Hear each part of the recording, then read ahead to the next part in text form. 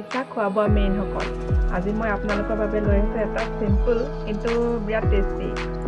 যেনেকৈ আমি নুডলছ বুলি ক'লে মুখলৈ একদম পানী আহি যায়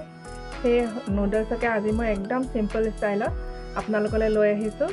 নামটো দিছোঁ ড্ৰেগন চিকেন নুডলছ আহকচোন ড্ৰেগন চিকেন নুডলছ বনাবলৈ মই কি ইনগ্ৰিডিয়েণ্টছ ব্যৱহাৰ কৰিছোঁ প্ৰথমে চাই লওঁ ড্ৰেগন চিকেন নুডলছ বনাবলৈ কাৰণে প্ৰথমতে মই এপোৱা চিকেন লৈছোঁ boneless চিকেন দেখিছে নহয় এইটো পিচ জিঞ্জাৰ পেষ্ট লৈছোঁ মানে আদা বটা লৈছোঁ মই আধা চামুচ আৰু আপোনাৰ নহৰু লৈছোঁ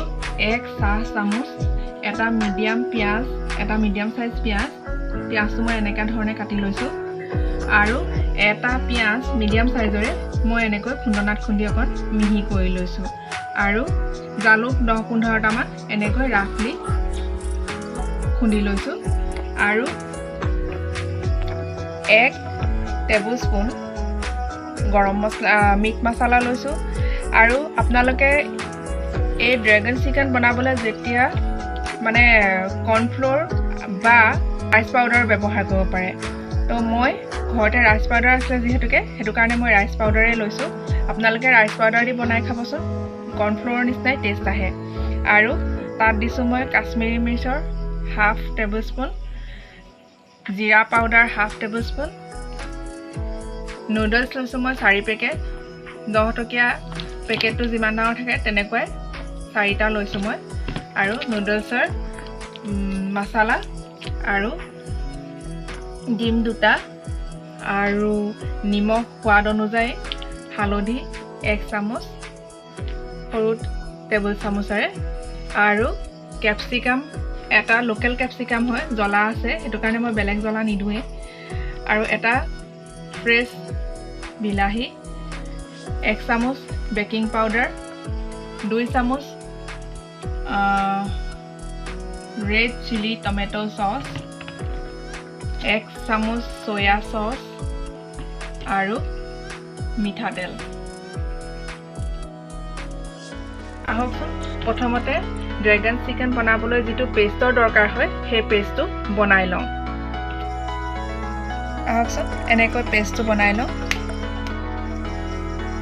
ডিম 2টা ভাঙি লওঁ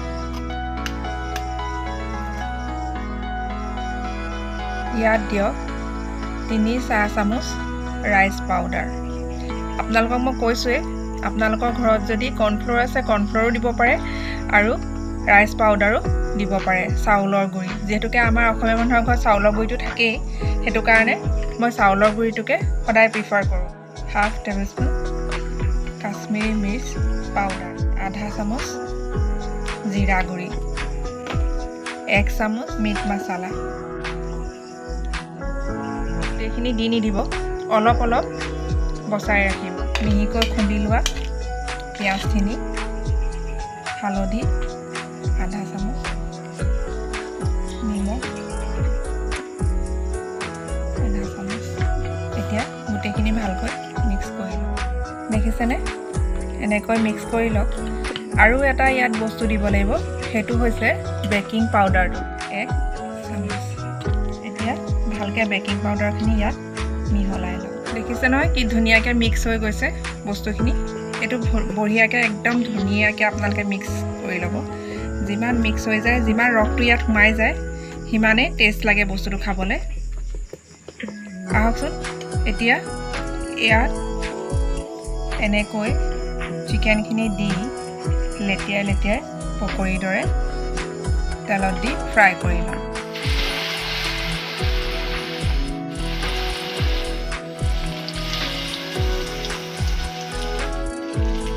লাহে যদিও বাবলছ এনেকৈ উঠি আহে যদিও ফেন এনেকৈ উঠি আহে কিন্তু লাহে লাহেহে সিজিব দিওঁ চিকেনটোৰ ভিতৰত নিজাকেও থাকি যাব পাৰে ফেন অলপ বেছিকৈ উঠি আহিছে তো অকণমান মিডিয়াম ফ্লেমত দিব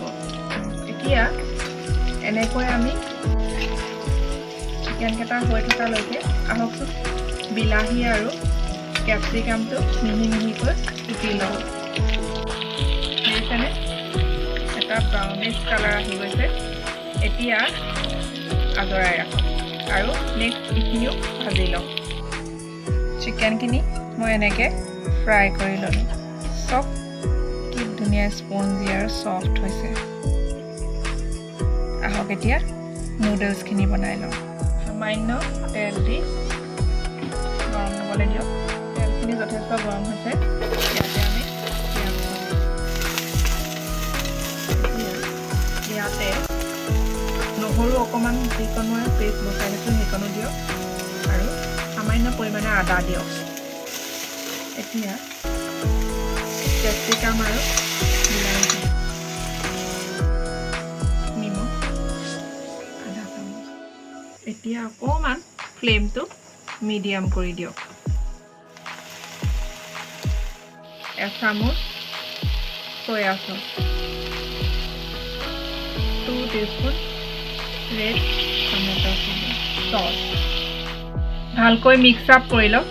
দেখিছেনে এতিয়া ইয়াত 3 গ্লাছ পানী দিয়ক আৰু ফ্লেমটো হাই কৰি দিয়ক এতিয়া ইয়াত নুডলছখিনি এৰি দিয়ক এতিয়া নুডলছ মছলা এপেকেট দি দিয়ক ভালকৈ নুডলছখিনি এনেকৈ এৰি দিয়ক এডভাৰটাইজত কোৱাৰ দৰে নকওঁ জাষ্ট 2 মিনিটছ নুডলছখিনি ভালকৈ নিসিজিলে কি হয় আপোনাৰ সোৱাদটো নালাগে আৰু কিবা খালেও কিবা গেছ গেছ ভাৱ এটা হয় সেইটো কাৰণে নুডলছখিনি ভালকৈ সিজিবলৈ দিয়ক দেখিছেনে নুডলছখিনি লাহে লাহে সিজিছে আপোনালোকে কভাৰ কৰিও দিব পাৰে ঢাকন এখন দি দিব ঢাকনখন দিলে সোনকালে সিজে এতিয়া ইয়াত মই যিখিনি চিকেন পকোৰা বনাইছিলোঁ একচুৱেলি ড্ৰেগন চিকেন সেইটো সেইখিনি ইয়াত এড কৰি দিম এইখিনি দেখিয়ে খাওঁ খাওঁ লাগে হ'বই আৰু বেছি সময় নাই অকণমান সময়ৰ কাৰণে কভাৰ কৰি দিয়ক জালুক যে মই ৰাফলি যে খুন্দি পেলাই গুড়ি কৰি থৈছিলোঁ সেইখিনি এনেকৈ ওপৰতে ছটিয়াই দিয়ক কাৰণ যিবোৰ চাইনিজ আমি বস্তু খাওঁ মাঞ্চুৰিয়ান একচুৱেলি তাত জ্বলাটো অকণমান বেছি হয় আৰু আমি যেতিয়া মানে লোকেল কেপচিকাম ব্যৱহাৰ কৰোঁ এক্সট্ৰাকৈ জ্বলা নিদিলেও হয় জাষ্ট ফ্লেভাৰৰ কাৰণে মই জালুক মানে ব্লেক পেপাৰ ইউজ কৰিছোঁ এতিয়া 1 মিনিটৰ কাৰণে আকৌ ঢাকি দিয়ক 1 মিনিট যোৱাৰ পিছত ধুনীয়াকৈ সিজি গৈছে আহকচোন এতিয়া এইখিনি গৰমে গৰমে পৰিৱেশন কৰোঁ এনেকৈ ডাঙৰ প্লেট এখনত প্ৰথমে অজৰাই লওক আৰু সকলোকে গৰমে গৰমে পৰিৱেশন কৰোঁ